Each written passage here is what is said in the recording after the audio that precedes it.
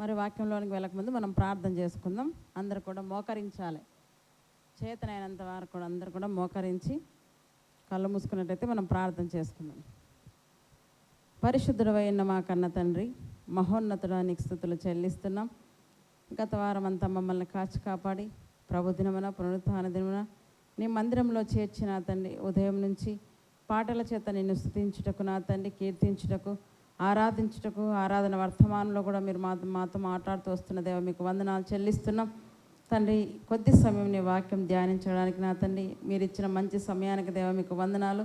పరిశుద్ధ గ్రంథంలోని ప్రతి మాటను కూడా తండ్రి యుగాంతమందున మాకు బుద్ధి కలగటకి మీరు వ్రాయించారు కనుక తండ్రి, నీ మాటల చేత ఒకరినొకరు మేము హెచ్చరించుకుంటూ పురికొల్పుకుంటూ మా ఆత్మీయ జీవితాలు కట్టుకున్నట్లుగా మీ సహాయాన్ని మేము కోరుతున్నాం. మీరే కృప చూపించి మీ సహాయాన్ని మాకు అనుగ్రహింపచేస్తూ రమ్మని మా రక్షకుని మీ ప్రియకుమార క్రీస్తు వారి పరిశుద్ధ నామంన ఈ ప్రార్థన మీకు సమర్పిస్తున్నాం మా కన్న తండ్రి, ఆమెన్.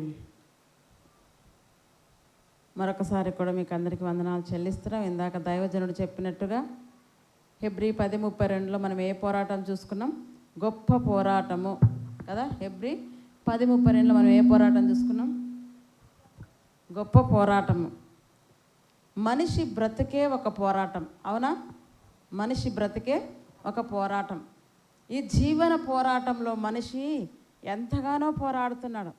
అలుపెరగని యోధుల్లాగా పోరాడుతున్నారు. అంతం మట్టుకు కూడా జీవనంలో పోరాడుతున్నారు. అందుకే మన దినాలు ఎలాంటివని మనం ఆలోచించినట్లయితే భక్తుడు తన గ్రంథంలో రాస్తున్నాడు. యాకోబు రాసిన పత్రిక, యోబు గ్రంథము 7వ అధ్యాయం అండి. యోబు గ్రంథం 7వ అధ్యాయం మొదటి వచనం మనం గమనిస్తే భక్తుడు రాస్తున్నాడు. చూడండి ఏమని రాస్తున్నాడు. నరుని జీవితకాలం ఎలాంటిదంటే అక్కడ చెప్తున్నాడు.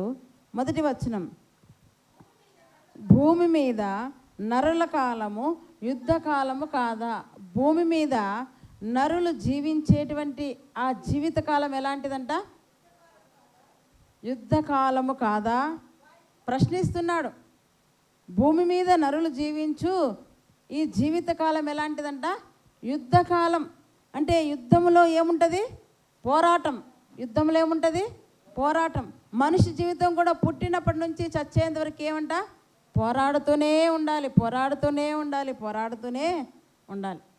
అలానే మనిషికి జయం లేదంటే ఉంది, ఖచ్చితంగా దేవుడు జయాన్ని అనుగ్రహిస్తాడు. అంటే యుద్ధంలో చేసేటప్పుడు కూడా ప్రతి ఒక్కరు చూడండి, తను కుడిపక్క ఎడమ ప్రక్క ఎంతోమంది చనిపోతుంటారు, గాయాల పాలవుతుంటారు కదా. సైనికుడు అవన్నీ చూసుకుంటుంటే యుద్ధము చేయలేడు. చేస్తాడా? చేయలేడు. ఏం చేయాలి? తన గురి ఒకటే, యుద్ధం చేయాలి, యుద్ధంలో నేను జయం పొందుకోవాలి.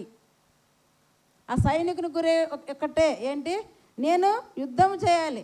ఇక్కడ 100 మంది పడినా, ఇక్కడ 10,000 మంది పడినా, ప్రాణాలు పోయినా, గాయాలు పాలైనా ఏమైనా పర్వాలేదు, నాకు ప్రాణం ఉంది, నాకు ఇంకా ఆరోగ్యం ఉంది. అయితే నేనేం చేయాలి? యుద్ధము చేయాలి, జయం పొందుకోవాలి. అంటే ఆ గురి కలిగి ఉండాలి. అంటే క్రైస్తవునికి కూడా ఒక గురి ఉండాలి. మనకు కూడా ఎన్నో శ్రమలు, బాధలు, హింసలు వస్తాయి. అందుకే ఇక్కడ ఏమంటాడు ఒకసారి హెబ్రీ 10:32 ఇందాక చదివిన మాట మనం చూసుకుందామండి. హెబ్రీలు రాసిన పత్రిక 10వ అధ్యాయం 32 వచ్చిన చదివిన మాటను గుర్తు చేసుకొని ముందుకు వెళ్దాం. అయితే మీరు వెలిగింపబడిన మీదట శ్రమలతో కూడిన గొప్ప పోరాటము సహించిన పూర్వ దినములను జ్ఞాపకం తెచ్చుకోండి. ఏం జ్ఞాపకం చేసుకొని చెప్తున్నాడు భక్తుడు? మీరు వెలిగింపబడిన తర్వాత ఏం చెప్తున్నాడంట? శ్రమలతో కూడిన గొప్ప పోరాటము సహించిన పూర్వ దినములను వెలిగింపబడిన మీదట శ్రమలతో పోరాడిన గొప్ప పోరాటంలో ఏం చేయాలంట? జ్ఞాపకం తెచ్చుకుంటే మరిచారు కదా. మరిచారు. దేని విషయం మరుస్తారు? చాలా మటుకు సుఖం ఎక్కువైనా మర్చిపోతాం కదా. ఏ బాధ, ఏ కష్టం ఏమి లేకపోయినా అన్ని సమకూడి సమస్తం జరుగుతున్నాయి అనుకో, మన వెనుకున్న వాటిని మనం ఏం చేస్తుంటాం? మర్చిపోతుంటాం.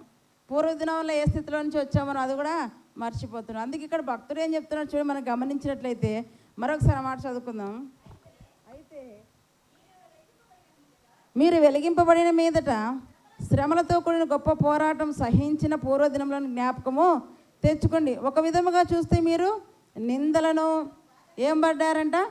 వెలిగింపబడిన తర్వాత నిందలను బాధలను అనుభవించుట చేత 10 మందిలో ఏమైపోయారు? ఆరడి పడ్డారు. పడలేదా? మనం 10 మందిలో చెయ్యని దానికి కూడా మాటలు పడ్డామా లేదా? కాని దానికి మాటలు పడ్డామా లేదా? 10 మంది ఆరడి పెట్టారా లేదా? అయితే ఇవన్నీ మనం భరించాలి. అందుకే ఇక్కడ చెప్తున్నాడు, నిందలు బాధలు అనుభవించుట చేత 10 మందిలో ఆరడి పడితే మరి ఒక విధముగా చూచితే వాటిని అనుభవించిన వారితో మీరేమై ఉన్నారంట? పాలివారే ఉన్నారు. ఇవి మీరు అనుభవించారు. మరొక విధంగా చూస్తే అవి అనుభవించిన వారితో మీరేమై ఉన్నారు?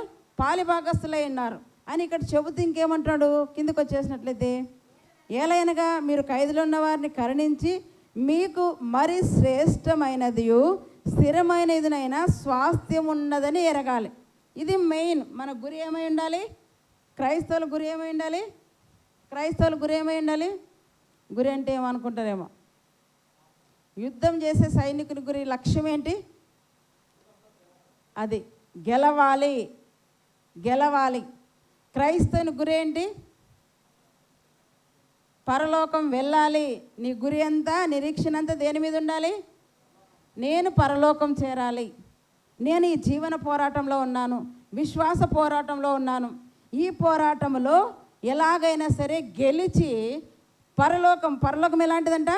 మరీ శ్రేష్టమైనది స్థిరమైనదినైనా స్వాస్థ్యము.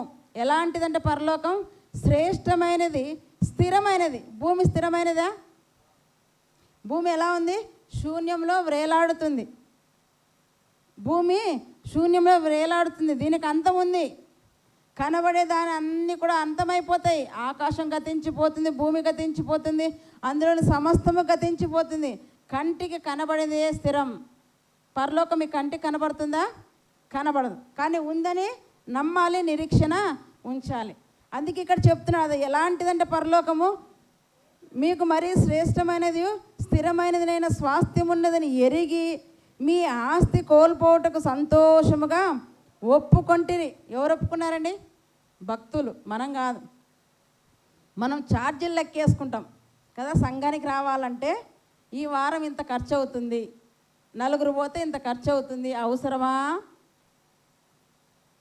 భక్తులు అలా లేదండి. భక్తులు ఏం చేశారంట? ఆస్తులే కోల్పోయారంట.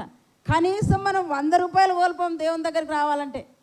100 రూపాయలు కూడా లెక్కేసేవాళ్ళు. సంఘానికి రాకుండా ఉండేవాళ్ళు. టీవీలో చూసుకుందే సరిపోతుంది కదా, సెల్ ఫోన్లో వాక్యాలు దండికి వస్తే సరిపోతుంది అని అనుకుంటున్నారు. అలా అని బైబిల్ చెప్పలేదు, దేవుడు చెప్పలేదు. దేవుడు ఏమన్నాడు? పేతురు, నీ మీద సంఘాన్ని నేను స్థాపిస్తాను. ఎందుకు చెప్పాడు? సంఘం అంతా సహవాసం కలిసి ఉండాలి, సహోదర ఐక్యత కలిగి నివసించడం ఎంత మేలు, ఎంత మనోహరం అన్నాడు. సెల్ ఫోన్లో ఉంటే నీకు ఐక్యత వస్తుందా? సెల్ ఫోన్లో నీకు సహవాసం వస్తుందా? ఆలోచించండి. అందుకే మీరు ఏం చేయాలి ఇక్కడ? వారు ఏం చేశారంటే భక్తులు, మీ ఆస్తి కోల్పోటకు సంతోషముగా ఒప్పుకుంటుంది కాబట్టి ధైర్యము విడిచిపెట్టకడి. ఆస్తిని కోల్పోటకు ఏం చేశారంటే భక్తులు సంతోషంగా ఎడవలేదు. రూపాయి ఖర్చు అయిందే దేవుని కోసం అని ఎడవలేదు. దేవుని కోసం ఎంత పెడితే అంత సంతోషం రావాలి. వస్తుందా? దేవుని విషయంలోనే మనం లెక్కలు వేస్తుంటాం, అవునా కాదా? కానీ స్త్రీలు కూడా ఏం చేస్తారంటే చూడండి ఒకసారి లూకాసు వార్త 8వ అధ్యాయంలో. లూకాసు వార్త 8వ అధ్యాయము. పురుషులంటే ఒకవేళ సొంతంగా ఖర్చు పెట్టవచ్చు, కానీ స్త్రీలు ఏం చేస్తారో మనం ఒకసారి ఆ మాట కూడా చదువుదాం. 2వ వచనం, 8వ అధ్యాయం 2వ వచనం. లూకాసు వార్త 8వ అధ్యాయము 2వ వచనం. 12 మంది శిష్యులను, అపవిత్రాత్మలను, వ్యాధులను పోగొట్టబడిన కొందరు స్త్రీలను. ఎవరున్నారండి అక్కడ? స్త్రీలు కనబడుతున్నారు. చూడు ఎవరంటే అక్కడ? అపవిత్రాత్మలను, వ్యాధులను పోగొట్టబడిన కొందరు స్త్రీలను, అనగా 7 దయ్యములు వదిలిపోయిన మగ్దలేనే అనబడిన మరియ ఉంది అక్కడ. హేరోదు యొక్క గృహ నిర్వాహకుడు కూజా భార్య, అంటే ఒక ఉద్యోగస్తుని భార్య కూడా అక్కడ ఉంది. మీరు గమనించాలి. ఉద్యోగస్తుని భార్య, ఒక కలెక్టర్ భార్య అనుకుందాం. ఎవరి భార్య అంట? గృహ నిర్వాహకుడు, పెద్ద పోస్టులోనే ఉన్నాడు.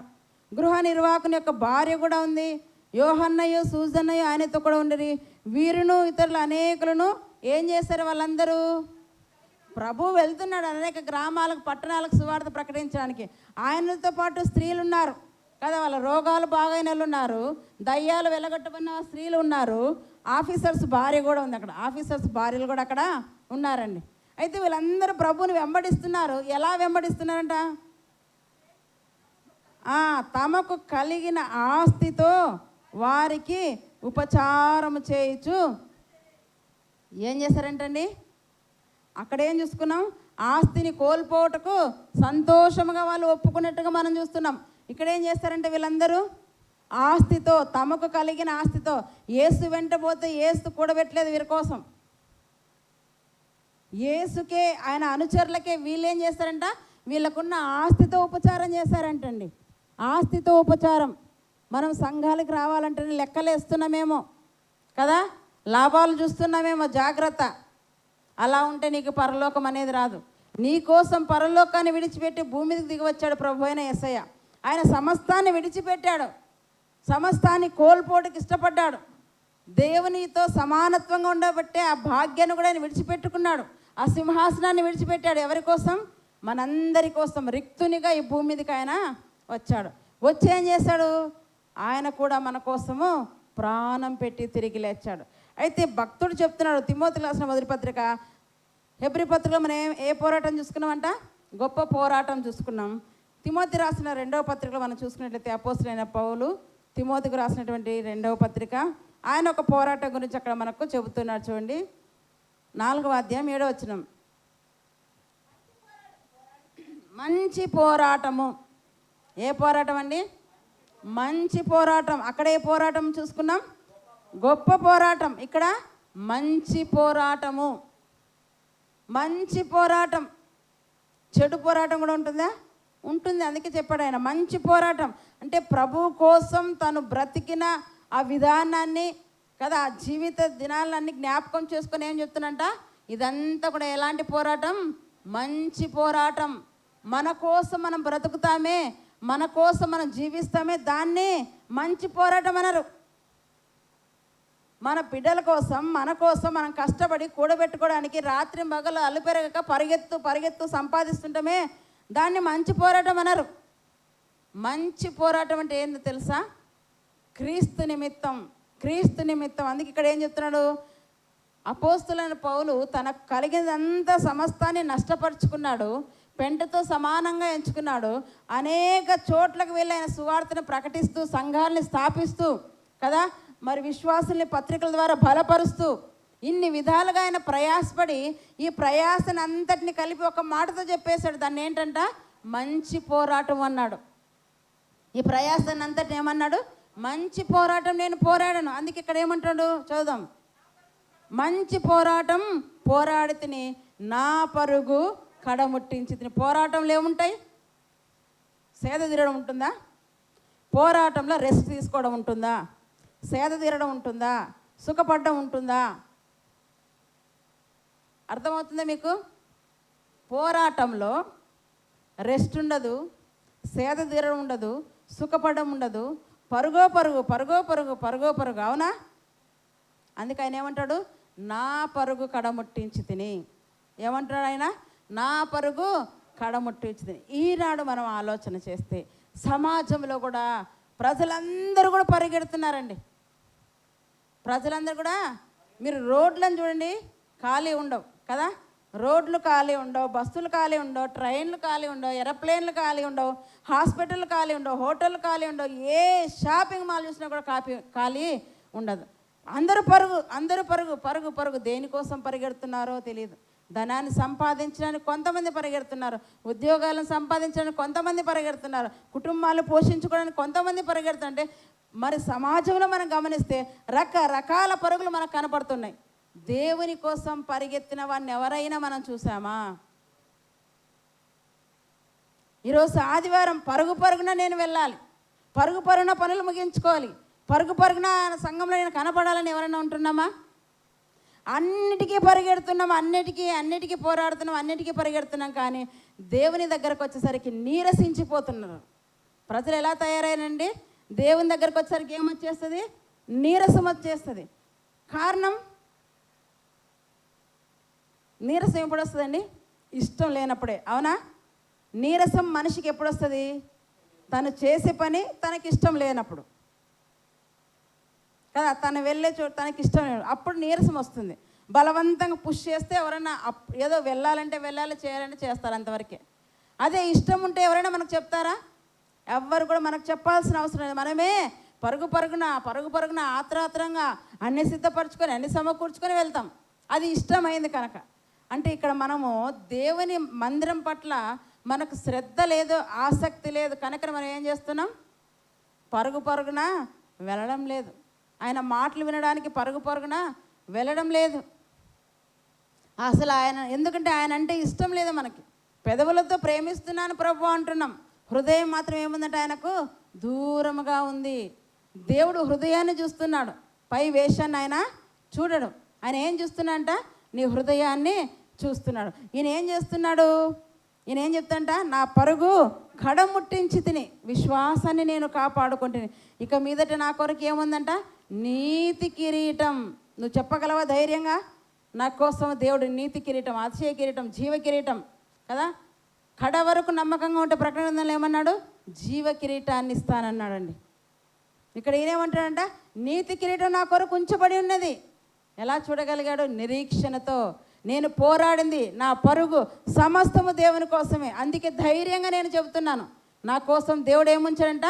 నీతి కిరీటం. నువ్వు చెప్పగలవా మాట? మనం చెప్పగలమా మాట? చెప్పలేము. కారణం ఏంటి? అందరూ తమ సొంత కార్యంలోనే చూచుకొనుచున్నారు, కానీ యేసుక్రీస్తు కార్యంలో ఎవ్వరూ చూడడం లేదు. సొంత కార్యాల కోసం ఏం చేస్తున్నారు మనుషులు? పరుగులు పెడుతున్నారు. పరుగున అంటే చురుగ్గా ఉండడం అని అర్థం కదా. చురుగ్గా అన్ని విషయాల్లో చురుగ్గా ఉంటారు, కానీ దేవుని దగ్గరకు వచ్చేసరికి మనుషులు నీరసించిపోతున్నారు. అయితే మనం గమనిస్తే ఎన్నో రకాల పరుగులు మనకు బైబిల్ గ్రంథంలో కూడా కనపడుతున్నాయి. బైబిల్లో కూడా ఎన్నో రకాల పరుగులు మనకు కనపడుతున్నాయి. మరి బైబిల్ అంతట్లో ఒక వ్యక్తి మాత్రం చాలా స్పీడ్గా పరిగెత్తాడంటండి. ఆ వ్యక్తి పేరు ఆషాహేల్ అనమాట. అతడు అడవి లేడి అంత తేలికగా పరిగెత్తగలడు. ఎంత ఫాస్ట్? అడవి లేడంత తేలికగా. ఇంకో చోట ఏలియా మనకు కనపడతాడు. ఏలియా ఎలా ఉన్నాడంట? అహబు రథం వేసుకొని తన రాజ్యంలోకి వెళ్ళే లోపల ఈయన ఫాస్ట్ వెళ్ళిపోయాడంట. ఎంత ఫాస్ట్ పరిగెత్తింటాడో మరి గమనించాలి. అయితే కొన్ని పరుగులు మనం చూస్తాం బైబిల్ గ్రంథంలో. ఎవరెవరి పరుగు ఎక్కడి వరకు ఆగిందో మనం చూసినట్లయితే మొదటగా మన పాఠానికి వచ్చేద్దాం. హెబ్రీయులకు రాసిన పత్రిక 12వ అధ్యాయము మొదటి 2 వచనాలు మనం చూసుకుందాం. హెబ్రీయులకు రాసిన పత్రిక 12వ అధ్యాయము 1-2 వచనాలు మనం చూసుకుందాం. ఇంత గొప్ప సాక్షి సమూహము మేఘం వలె మనల్ని ఆవరించినందున మనము కూడా ప్రతి భారమును సులువుగా చిక్కులు పెట్టు పాపను విడిచిపెట్టి విశ్వాసమునకు కర్తయు దానిని కొనసాగించువాడినైన యేసు వైపు చూచుచు మన ఎదుట ఉంచబడిన పందెములో ఓపికతో పరిగెత్తుదము. ఏం చేయాలంటండి? ఓపిక క్రైస్తవునికి ఒక అలంకారమే కావాలి. ఓపిక చాలా అవసరం ప్రతి మనిషికి. ఈనాడు సమాజాల్లో జరుగుతున్న అకృత్యాలన్నీ దేనివల్ల అంటే ఓపిక లేకనే. ఏ దానికి చిన్నపిల్లలకి ఓపిక లేదు, ముసలివారికి ఓపిక లేదు, నడి వయసులకి ఓపిక లేదు, మనుషులు ఎవరికి ఓపిక లేకుండా పోతుంది. కానీ ఓపిక అనేది చాలా అవసరం. అయితే ఇక్కడ ఏం చెప్తున్నా అంటే చూడండి, విశ్వాసమునకు కర్తయు దాన్ని కొనసాగించువాడునైనా యేసు వైపు చూచుచు. అందుకే నీ గురి ఎవరి వైపు ఉండాలి? పరలోకం ఇచ్చేది ఎవరు? యేసే. నా ద్వారానే తప్ప ఎవడు పరలోకానికి వెళ్ళడు, నేనే మార్గం, నేనే సత్యం, నేనే జీవం అన్నాడు ఆయన. కనుక మనం ఎవరి వైపు చూడాలి? పరలోకం వెళ్ళాలంటే యేసు వైపు కదా. యేసు వైపు చూసి ఎలా ఉండాలంట? దానిని కొనసాగించువాడు నేను విశ్వాసం కర్తయు దానిని కొనసాగించువాడు నేను యేసు వైపు చూచుచు మన ఎదుట ఉంచబడిన పందెములో ఎలా ఉండంట? ఓపికతో పరిగెత్తుదము. ఎందుకంటే ఆయన మన ఎదుట తన ఎదుట ఏం ఉంచబడిన ఆనందం కొరకై అవమానం నిర్లక్ష్య పెట్టి సిలువను సహించి దేవుని సింహాసనం యొక్క కుడి పార్శ్వమున ఆసీనుడై ఉన్నాడు. ఎవరైనా చెప్పండి గట్టిగా. ఎవరైనా? యేసు ప్రభువారు. ఏం చేశారంట? ఆయన తన ఎదుట ఏముందంట? ఆనందం కొరకు ఏం చేశాడంట? పరలోకంలో నిత్యానందం. ఇక్కడ ఒక గంటసేపు ఆనందం ఉంటే గంటసేపు ఏడుపు ఇక్కడ. అవునా? ఇక్కడ ఎలా ఉంటాం? ఒక గంట సేపు బాగుంటాం, మరొక గంట సేపు కంటిన్యూగా మన జీవితంలో ఆనందం ఉందా? లేదు. అక్కడైతే ఏడుపే లేదు, ఆనందం. అందుకే ఆయన ఏంటున్నాడు, ఆనందం కొరకై ఏం చేశాడంట ప్రభువైన యేసుక్రీస్తు వారు? అవమానాన్ని నిర్లక్ష్య పెట్టాడు. ఏం చేశాడంట ఆయన? నీవు కూడా ఆనందం కొరకు ఏం చేయాలంట? అవమానాన్ని నిర్లక్ష్య పెట్టి. నిన్ను ఎందరు అవమానిస్తున్నారో, మాటల చేత నిందలు కదా, ఆరడి పడుతున్నావేమో, నిందలు పడుతున్నాయేమో, శ్రమ పడుతున్నావేమో, అవమాన పడుతున్నావేమో, అయినా కూడా నువ్వేం చేయాలంట? యేసు వైపు చూడు, అక్కడ ఆనందం ఉంది.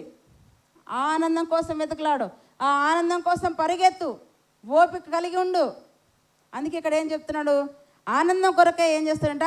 అవమానం నిర్లక్ష్య పెట్టి సిలువను సహించి. ఏం సహించాడంటండి? సిలువను సహించి ఏం చేస్తాడైనా? దేవుని కుడిపార్శ్వం. ఇప్పుడు ఎక్కడున్నాడు ప్రభు అయిన యేసుక్రీస్తు వారు? తండ్రి అయిన దేవుని కుడిపార్శ్వం ఆయన ఆసీనుడై ఉన్నాడు. ఆ పరలోకంలో ఆ సింహాసనం మీద ఆసీనుడు అవడానికి ఇక్కడ ఎన్ని భరించాడు? అవమానాన్ని భరించాడు, నిందలు భరించాడు, శ్రమలు భరించాడు. ఆయననే మనలాగా మెచ్చుకోలేదు. ఆయన ఏమన్నారంట? దయ్యం పట్టినవాడు అన్నారు యేసుప్రభును. ఏమన్నారు యేసుప్రభును? దయ్యం పట్టినవారు. సమరయ్యలతో కూర్చొని తింటే తిండిపోతన్నాడు, పాపుల స్నేహితుడు అన్నారు. రకరకాలుగా ఆయనను అవమానించారు, ఆరడిపరిచారు. శిలువ మీద ఉన్నప్పుడు కూడా విడిచిపెట్టేశారా? నువ్వు నిజంగా దేవుని కుమారుడితే కిందికి దిగిరా. ఎంత హేళనగా దొంగలు హేళన చేశారు, పరిసయ్యులు కదా, అక్కడ ఉన్న మనుషులందరూ కూడా హేళన చేశారు. కానీ అన్నిటినీ ఆయన ఏం చేశాడంట? సహించాడు. కారణం, తన ఎదుట ఆనందం ఉంది, తన గురి ఉంది, తండ్రి కుడిపార్శ్వన కూర్చోవాలి. మనకు ఆ గురి ఉందా? ఈరోజు మనం పరీక్షించుకుందాం. అందుకే ఇక్కడ ఏమంటారంట? మనకు ఒక పందెం ఉంది. ఆ పందెంలో మనం ఎలా పరిగెత్తాలంట? ఓపికతో మనము పరిగెత్తాలి. అందుకే చూడండి, యాకోబు రాసిన పత్రిక 1వ అధ్యాయం 19 వచ్చినాము. యాకోబు పత్రిక పక్కన పేపర్ తిప్పండి. నా ప్రియ సహోదరులారా, మీరు ఈ సంగతి ఎరుగుదురు కనుక ప్రతి మనుష్యుడు వినుటకు వేగిరపడువాడును, మాటలాటకు నిదానించువాడును, కోపించుటకు నిదానించువాడునే ఉండాలి. ఆ పరలోకం నువ్వు చేరాలంటే ఈ పరుగు పందెంలో, విశ్వాస పరుగు పందెంలో కదా ఎలా ఉండాలంటే నీవు ఓపిక కలిగి ఉండాలి. అయితే వేటి కోసం నువ్వు పరిగెడుతున్నావో అవేవి నీకు పరలోకం ఇవ్వవు. కానీ క్రీస్తు నిమిత్తం నువ్వు పరిగెడితే, క్రీస్తు కోసం నిలబడితే నీకేమొస్తుంది? పరలోకం అనేది వస్తుంది. అయితే ఇక్కడ ఏం చేయాలంట? వినుటకు వేగిరపడాలి. దేనికి వేగిరపడాలి? వినుటకు పరిగెత్తాలి, మాట్లాడటకు కోపించడానికి నిదానించాలి. అయితే దేవుడు చేయమన్నది మనం చేస్తున్నామా? వినడానికి మాత్రం స్లో ఉంటాం, మాట్లాడాలన్నా కోపపడాలన్నా ఒంటి కాళ్ళ మీద లేస్తారన్నట్టుగా లేసేస్తాం. అవునా కదా? దేవుడు ఇవి చెయ్యొద్దండి బాబు, ఇవి చెయ్యండి అంటే అదే చేస్తాం, కానీ అవి చేయం. మనిషి నైజం అలాంటిదండి. మనిషి దేవుడు ఏదైనా చెయ్యొద్దంటే అదే చేస్తాడు కదా. ఆదాము అవ్వలకి ఏం చెప్పాడు? తోటలో ఉన్న ఫలాలన్నీ నిరభ్యంతరంగా, ఏ అభ్యంతరం లేకుండా తినండి అన్నాడు. కానీ ఒక్క ఫలం మాత్రమే మీరు, ఒక్కటే చెప్పింది ఆయన, 100 చెప్పలేదు. కానీ ఆ ఒక్కటే తిని పాపం చేసినట్టుగా మనం చూస్తున్నాం. మనిషి నైజమే అలాంటిది మరి. కానీ మారాలి. మనం ప్రభువులోకి వచ్చిన తర్వాత మార్పు చెందాలి. ఇక్కడ మనం గమనిస్తే ఏమంటాడంట? వినుటకు ఏం చేయాలంట? వేగిరపడాలి. పడుతున్నామా? ఈరోజు ఆదివారం సంఘంలో ప్రభు మాటలు వినబడతాయి. నా ఆత్మీయ జీవితానికి ఏ మాటలు అవసరమవుతాయో, నా ఆత్మను కడుగుకోవడానికి, ఆత్మను కదా, ఆత్మకి ఏముంటుందంటే కిందనే చెప్తున్నా చూడండి, కల్మషం అనే మాట అక్కడ కనపడుతుంది చూడండి. చూద్దాం కిందకి వచ్చేసరికి 21వ వచనం. అందుచేత సమస్త కల్మషమును, 21వ వచనం, అందుచేత సమస్త కల్మషమును విరవీచిన దుష్టత్వమును మాని లోపల నాటబడి మీ ఆత్మను రక్షించుటకు శక్తిగల వాక్యము. వాక్యంకి ఏముంది? ఆత్మకి ఏముంది? కల్మషం. ఆత్మకు కల్మషం ఉంది. ఈ కల్మషాన్ని కడిగి వేసుకోవాలంటే మనుషులు ఎవరు కూడా కడిగి వేయలేరు, ఏ వైద్యులు కూడా కడిగి వేయలేరు. శరీరానికి ఏమైనా రుగ్మతలు, రోగాలు ఏమైనా ఉంటే ఔషధాలు ఇస్తారు. కానీ ఆత్మకున్న ఆ రోగము పోవాలంటే, ఆత్మకున్న ఆ కల్మషం పోవాలంటే వాక్యం అనే ఔషధమే చాలా శ్రేష్టమైనది. అది ఎవరు ఇవ్వగలరు? లోకంలో ఏ వైద్యులను ఇవ్వగలరా? సంఘములో మాత్రమే దేవుని మాటలు వినబడతాయి. సంఘములో మాత్రమే దేవుని మాటలు వినబడతాయి. మీరు అనుకోవచ్చు, లేదండి మా ఇంట్లో 4 బైబిల్ ఉన్నాయి, 5 బైబిల్ ఉన్నాయి అని అనుకోవచ్చు కదా. మా ఇంట్లో కూడా వాక్యం ఉంది, బైబిల్ ఉంది అనుకోవచ్చు. బైబిల్ ఉన్న తల కింద పెట్టుకుంటే పని చేయదు. మీరు గమనించాలి, చాలామంది నిద్రిస్తున్నప్పుడు తల కింద బైబిల్ పెట్టుకొని పడుకుంటారు. రోగం వస్తే పక్కనే పెట్టుకొని బైబిల్ పండుకుంటారు. జర్నీలో పక్కనే, అంటే ఎక్కడికి వెళ్ళినా బైబిల్ ఏం పక్కన ఉంది, కానీ బైబిల్లోని మాటలు నీ హృదయంలో ఉన్నాయా? పక్కనుంటే పని చేయదు.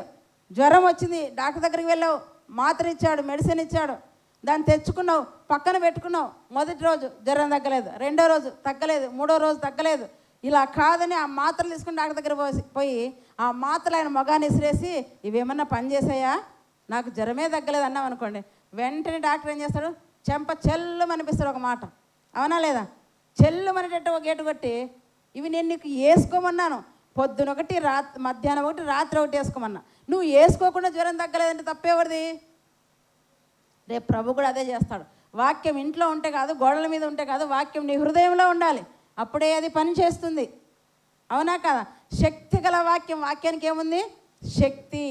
నీలో ఉన్న దురాత్మలు, నీలో ఉన్న రోగాలు, నీలో ఉన్న సమస్త కల్మషమును కడిగి వేసేంత శక్తి వాక్యానికి ఉంది. ఆ వాక్యాన్ని వినటికి ఎలా రావాలి? మనము వేగిరపడాలి, పరిగెత్తాలి. సమయం అయిపోయా చూస్తుండాలి. సమయాన్ని ఎనీ టైం కళ్ళ ముందర వాచ్ పెట్టుకోవాలి, సమయం ఫాలో అవ్వాలి. అయ్యో 5 నిమిషాలు అయిపోయింది, 10 నిమిషాలు అయిపోయింది, టైం అయిపోయా. ఈ తొందరపాటు ఉందా? అదే పెళ్ళికి వెళ్ళాలనుకోండి, ఎంత తొందర! 1 రోజు ముందే, 2 రోజుల ముందే, 3 రోజుల ముందే ఈ చీర, ఈ బ్లౌజ్ కదా, ఈ గాజులు, ఇవి ఏవో మొత్తానికి అన్నీ కావాలని రెడీ చేసేసుకుంటాం. పెళ్లి కూతురు కంటే మనమే బాగుండాలి. ఎలా ఉండాలి? పెళ్లి కూతురు కంటే మనమే బాగుండాలి. అందరికల్లా మనల్ని చూడనేసి చక్క రెడీ అవుతాం. అప్పుడు ఎవరు చెప్పాల్సిన పని లేదు, అవునా కదా? వాటి మీద కాదు నీ శ్రద్ధ, వాటి మీద కాదు నీ పరుగు, వాటి మీద కాదు నీవు మరి ప్రయాసపడాల్సింది దేవుని వాక్యం కోసం నీవు పరిగెడుతూ రావాలి. అందుకే వినటికి ఏం చేయాలంట? వేగిరపడాలంట. దేవుని వాక్యానికి ఎలా పరిగెత్తాలంట? వేగిరపడాలి. పరిగెత్తడం అంటే చురుగ్గా ఉండడం అని అర్థం. పరిగెత్తడం అంటే ఏంటి? చురుకుగా ఉండట గొప్ప భాగ్యం అని సామెతల గ్రంథం 12వ అధ్యాయం 27వ వచనం ఉంది. చురుకుగా ఉండట ఎలా అంటంట?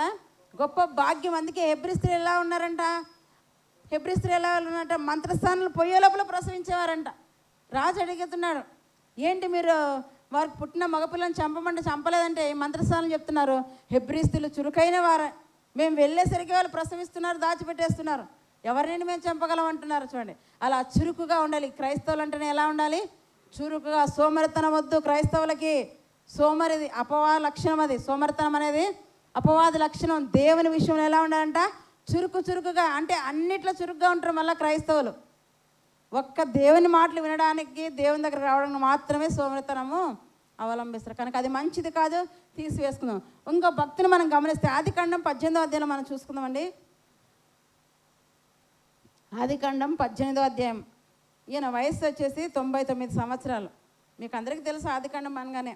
ఈ 99 సంవత్సరాల వయసులో ఉన్న ఈ వ్యక్తి ఏం చేశాడంటే, తను మధ్యాహ్న వేళ సమయన భోజనం చేసిన తర్వాత మనం ఏం చేస్తాం? ప్రశాంతంగా చెట్టుగానో కదా, చెట్టు కింద కూర్చోవాలనుకుంటాం.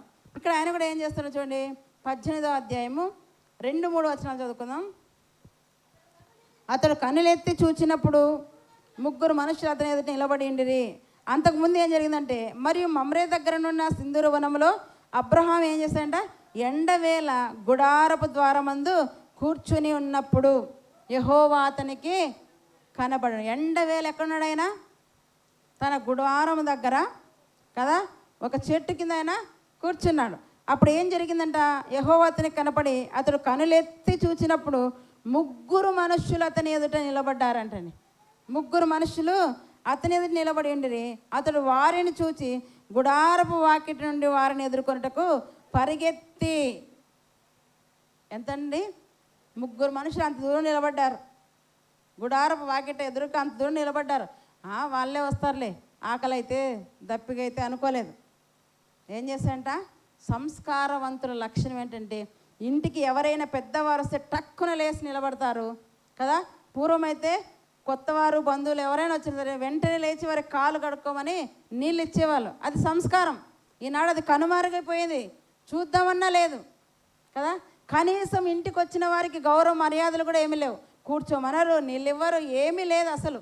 కారణం ఏంటంటే తల్లులు మర్చిపోయారు, పిల్లలు. అది ముందు తల్లులు నేర్చుకోవాలి, పిల్లలు నేర్పించాలి కదా. మర్చిపోకూడదు, మర్చిపోవాల్సిన వాటిని మర్చిపోవాలి.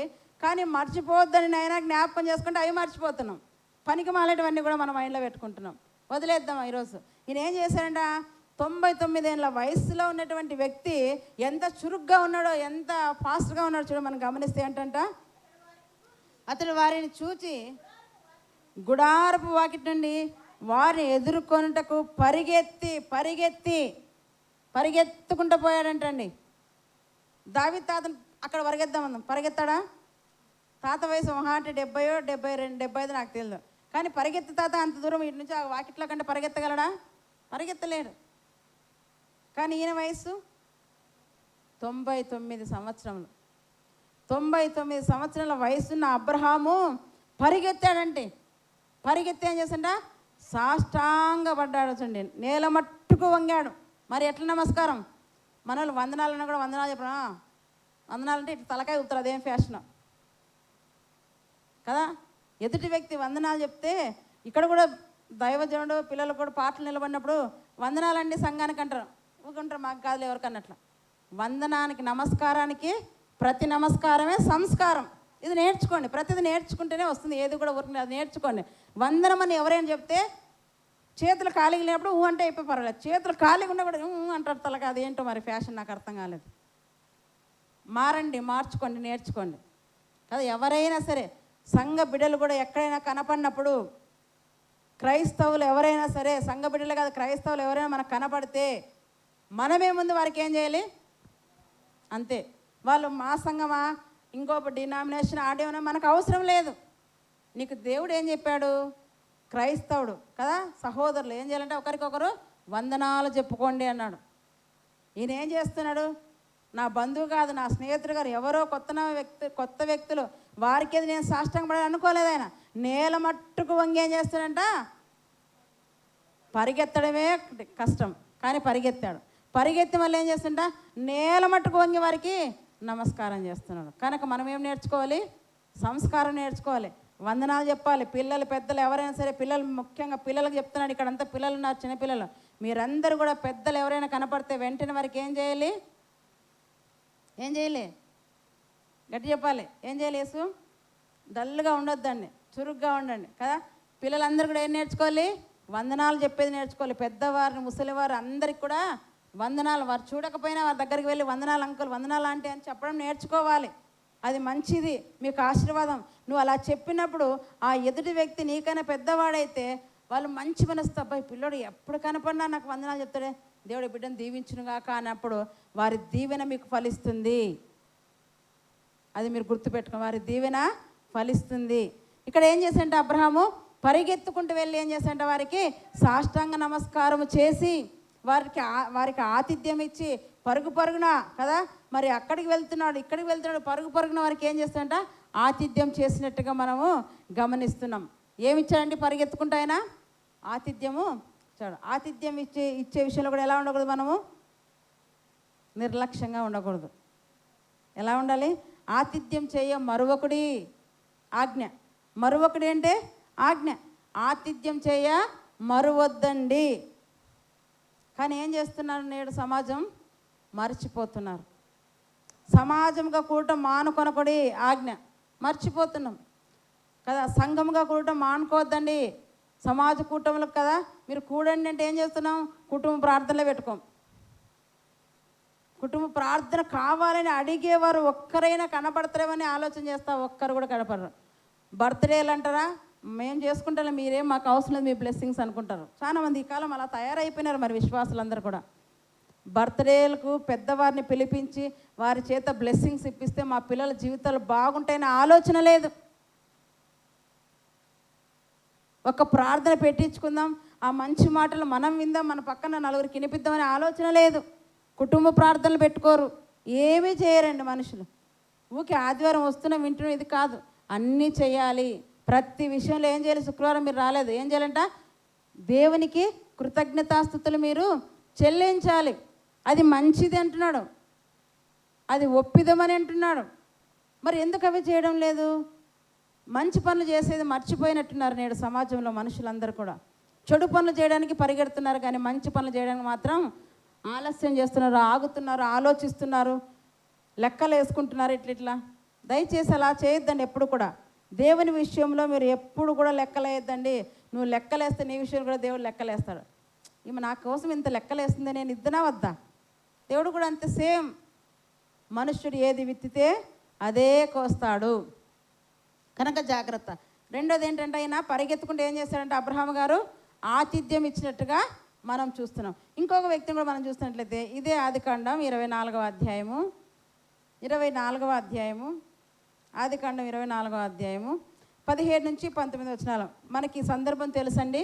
అబ్రహాము గారు తన కుమారునికి భార్యను తీసుకురమ్మని తన ఇంటి పెద్ద దాసుడైన ఎలియాజర్ను పంపిస్తాడు కదా. ఏమని పంపిస్తాడు?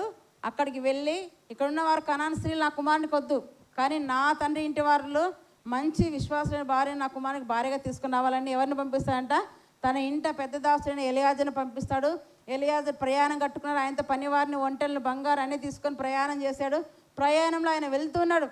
ఆయన ఉన్న అబ్రహాము సొంత ఊరికి వచ్చాడు. వచ్చిన తర్వాత ఆయన ఆలోచన చేస్తున్నాడు, అక్కడ అందరూ స్త్రీలు ఉన్నారు, ఎవరని ఇంతకు నా యజమాని కుమారునికి భార్య సరిపోతుంది, నాకు ఈ సంగతి తెలియదు అనుకొని ఆయన ఏం చేశాడంటే తన సొంత ఆలోచన చేయకుండా దేవుని మీద ఆధారపడ్డాడు. అది మనం చేయాల్సింది. ఏం చేస్తున్నాడు ఆయన? దేవుని మీద ఆధారపడి ప్రార్థన చేస్తున్నాడు. ప్రభువా, నా యజమాని నా మీద నమ్మకం ఉంచి తన కుమారునికి ఒక భార్యను తీసుకొని రమ్మన్నాడు. అయితే నా యజమాని కుమారునికి తగ్గ భార్య ఎవరైతే బాగుంటుందో నేను పై రూపాన్ని చూస్తా, కానీ నువ్వైతే అంతరంగానే చూసే దేవుడు కనుక ఒక మోకరించి తను మోకరిస్తున్నాడు. తన ఒంటెలను కూడా అక్కడ మోకరించి ప్రార్థన చేస్తున్నాడు. చూడండి 18 రాములోకి వచ్చిన తర్వాత ఆయన ఏం చేస్తున్నాడంట మనం గమనించినట్లయితే 9వ వచనం ఫస్ట్ మనం చూసుకుందాం.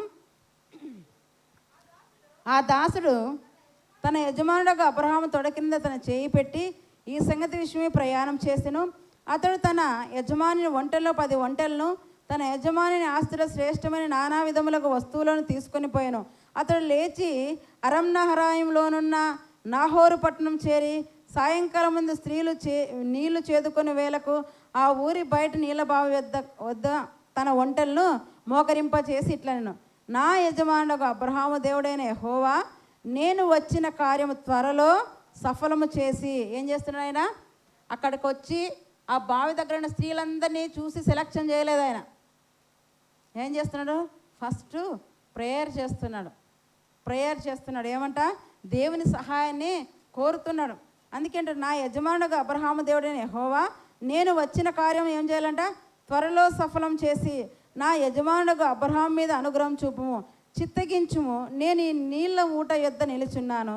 ఈ ఊరి వారి పిల్లలు నీళ్లు చేదుకొంటకు వచ్చుచున్నారు, కాబట్టి నేను త్రాగునట్లు నీవు దయచేసి నీ కడవను వంచుమని నేను చెప్పగా, నీవు త్రాగుము, నీ ఒంటెలకును నీళ్లు పెట్టదని ఏ చిన్నది చెప్పునో ఆమెయే నీ సేవకుడైన ఇస్సాకు కొరకు నీవు నియమించినదే ఉండునుగాక. ఎంతోమంది వస్తున్నారు ఆ బావి దగ్గరికి నీళ్లు చేదుకోవడానికి. యవ్వన బిడ్డలు ఎంతోమంది వస్తున్నారు. కన్నులకు ఇంపుగా అందరూ కనపడుతున్నారు. కానీ అందరినీ ఏమి బాగుంటుంది కూర్చొని ఆయన ఆలోచన చేయలేదు. ఏం చేస్తున్నాడు ఆయన? దేవుని సహాయాన్ని కోరుతున్నాడు. దేవుని సహాయం. నా యజమానుడు అబ్రహాము ఎంతో నమ్మకమైన వాడు. అతని కుమారుడు కూడా తండ్రికి ఎంతో లోబడేవాడు. మరి అతని ఇంటికి ఒక భార్య, ఒక స్త్రీ రాబోతుందంటే ఆమెకి ఎంత సహనం ఉండాలి, ఆమెకి ఎంత ఓర్పు ఉండాలి కదా, ఆమె ఎంత చక్కగా నీలో ఉండాలనేసి ఆయన ఆలోచన చేసి ప్రార్థన చేసి చెప్తున్నాడు, ప్రభువా, నేను ఒక మాట అడుగుతాను. ఇక్కడ నీళ్ళు చేదుకోనికి వచ్చిన స్త్రీలో ఎవరినైనా నీళ్ళు అడిగినప్పుడు, అమ్మ నాకు తాగడానికి నీళ్ళు ఇవ్వని అడిగితే, ఆ తాగునైనా ఎవరైతే తన కడవను దించి నీళ్లు పోస్తారో ఆమె పోస్తూ మళ్ళీ ఏమనాలి? నీ ఒంటెలు ఎన్ని వంటలు ఉన్నాయండి? 10 వంటలు పైన చదివినాం కదండి. ఎన్ని వంటలు వచ్చాయి? 10 వంటలు. వంట ఎన్ని నీళ్ళు తాగుతుందండి? ఒక బిందె నీళ్ళు తాగుతుందా? దండి తాగుతుంది వంట తాగా నీళ్ళు పోయాలంటే మన చేత కాదు. అయినా కూడా చేది పొయ్యగలిగిందంటే ఆ మహాతల్లికి ఎంత ఓర్పు ఉండాలో ఒకసారి ఆలోచించండి. ఆమె అంటుంది, నువ్వు తాగనైనా నీ వంటలు కూడా నేను పోస్తలే నీళ్ళు అంటే, ఆమె నా యజమాని కుమారుడుకు సరి అయిన భార్య, పర్ఫెక్ట్ గల భార్య. ఈనాడు పిల్లలకు సంబంధాలు చూసేకపోతారు. ఏం చూస్తారండి? ఫస్ట్ అందం చూస్తారు. ఫస్ట్ ఏం చూస్తారు? అందం, తర్వాత చదువు, తర్వాత డబ్బు కదా, తర్వాత ఆమె అనుకున్న ఆస్తి పాస్తులు, ఇవన్నీ చూసి నా కుమారునికి నా కుమార్తెకు పర్ఫెక్ట్ అనేస్తారు. అందుకే పెళ్ళైన సంవత్సరానికి విడాకులు అవుతున్నాయి. మళ్ళీ అది కూడా ఏం చేస్తారు మన వాళ్ళు, ఏదో పెళ్ళి సంబంధం నచ్చింది, కాపర్ దగ్గరికి పోదాం, ఆయన ఏ డేట్ చెప్తే ఆ డేట్లో పెళ్ళి పెట్టుకుందాం అనుకోరు. కాపరికి ఒక మాట వేస్తారు, అయ్యా మా కుమారుడికి కుమార్తెకు సంబంధం కుదిరింది, ఓకే. అయితే పెళ్ళి ఎప్పుడు పెట్టుకోవాలనేది ఎవరు నిర్ణయించాలి? బాబు నాయప నిర్ణయించాలి. అంటే నీ కాపరి పనికిరానోడు అయిపోయినాడు నీ దృష్టిలో. ఇప్పుడు ఎవరైపోయినంట, ఒక బ్రాహ్మణుడు పెట్టిన ముహూర్తాలు నువ్వు చూసుకుంటున్నావు. మళ్ళీ పోమండి మేము అట్లా అనుకుంటారు, పోని ఆ పోరు మంచిదే, కానీ నువ్వు చేసే పెళ్ళి ముహూర్తం టయానికి అన్యుల పెళ్ళిళ్ళు చుట్టూ 100 పెళ్ళిళ్ళు జరుగుతుంటాయి. ఎందుకు?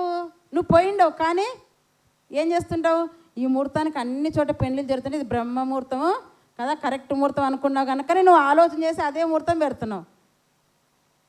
అమావాస్య రోజు పెళ్ళి, పున్నమి రోజు పెళ్ళి, మన పెద్దన పెళ్ళి అప్పుడే కదా జరిగింది. నేనైనా అమావాస్యనే, అమావాస్యకు దగ్గరలో ఉంది, 1-2 రోజులు. ఎవడైనా పెళ్ళి చేస్తారా? కానీ మేము చేస్తాం. ఏమైంది, నేను బాగున్నావా లేదా? అది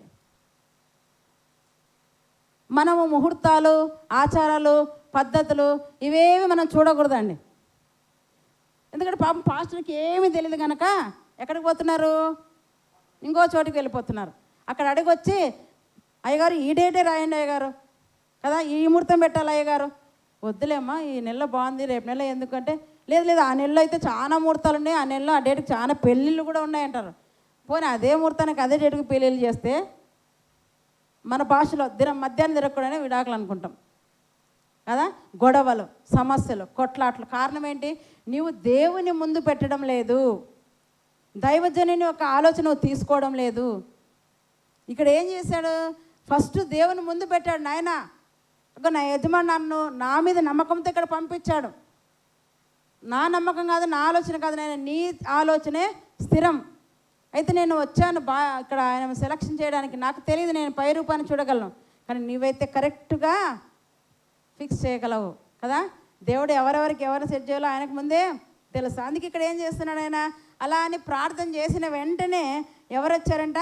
ఒక చిన్నది వచ్చింది 16వ వచనంలో. ఆ చిన్నది మిక్కిలి చక్కనిది. ఎట్లుందంట రిబ్కమ్మ? చక్కగా ఉంది. ఆ చిన్నది మిక్కిలి చక్కనిది, ఆమె కన్యక, ఏ పురుషుడును ఆమెను కూడలేదు. అది ఎందుకు రాయించాడు దేవుడు కదా? రిబ్కా చక్కనిది చాలు, ఇంకేందంట అక్కడ ఆ కన్యక చాలా అడిగైపోయింది.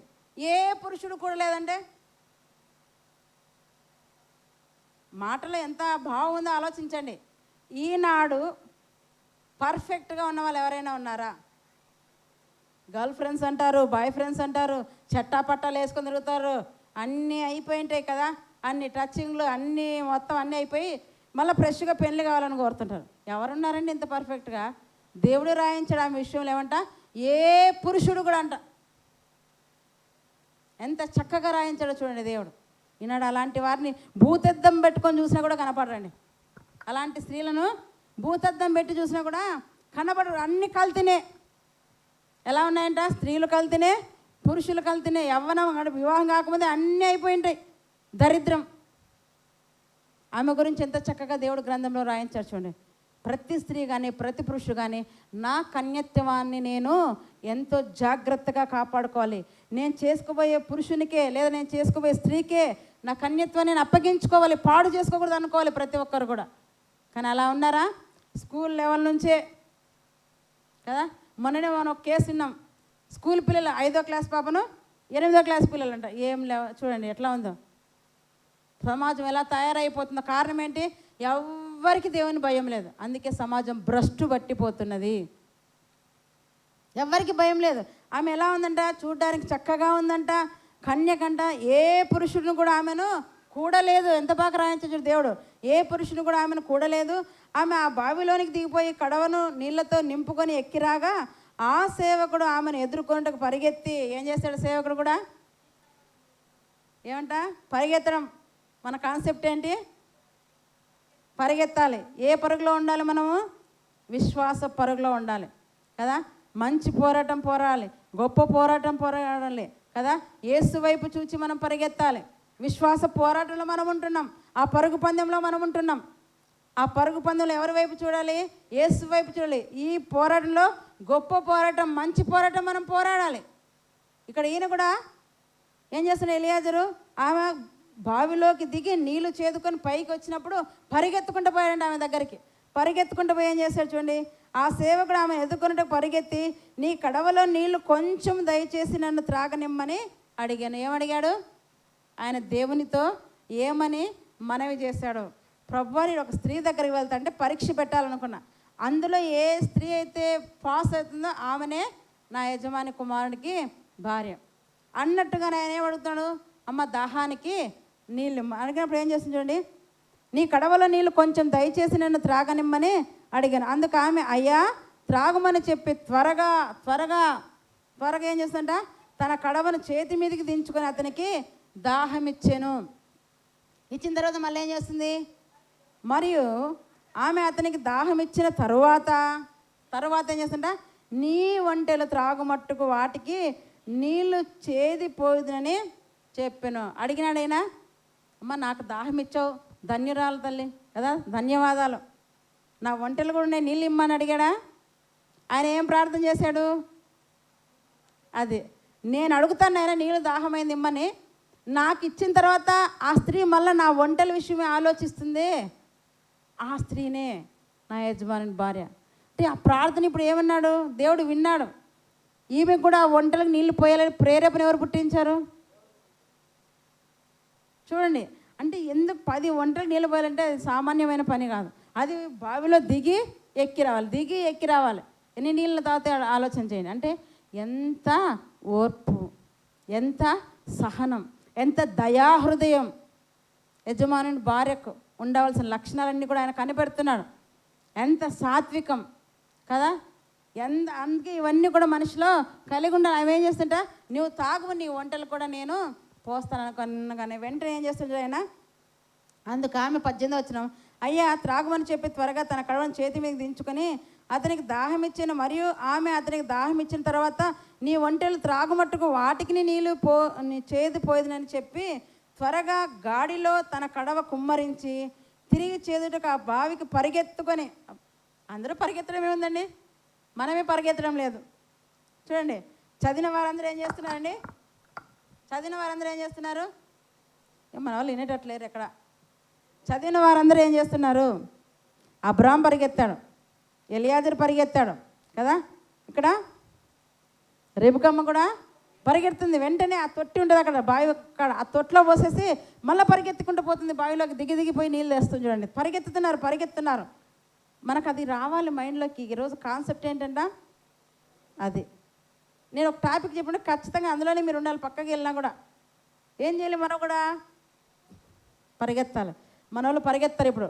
ఎప్పుడు 1 గంట అవుతుందా, తిందామా, ఇంటికి పరిగెత్తామా, ఇక్కడ ఎట్లన్నా పడేసుకోండి, మాకు వచ్చింది మీరే ఎత్తి పెట్టుకోండి, మీరే కడుక్కోండి. అలానే మేము కడగమని కాదు, కడుగుతాం. మాకు ఇంకా ఆశీర్వాదం, బ్లెస్సింగ్స్ మీరు తిన్నామని మేము కడుగుతాం. కానీ మీరేం చేస్తుంటే తినేది ఆలస్యం, ఎప్పుడు ఇంట్లో పడాలా అని పరిగెత్తుంటారు. అది కాదండి. ప్రభు పనిని సంపూర్ణంగా చేయాలి, అది మీకే ఆశీర్వాదం. పని చేయటం వల్ల మనకు మేలు కదా.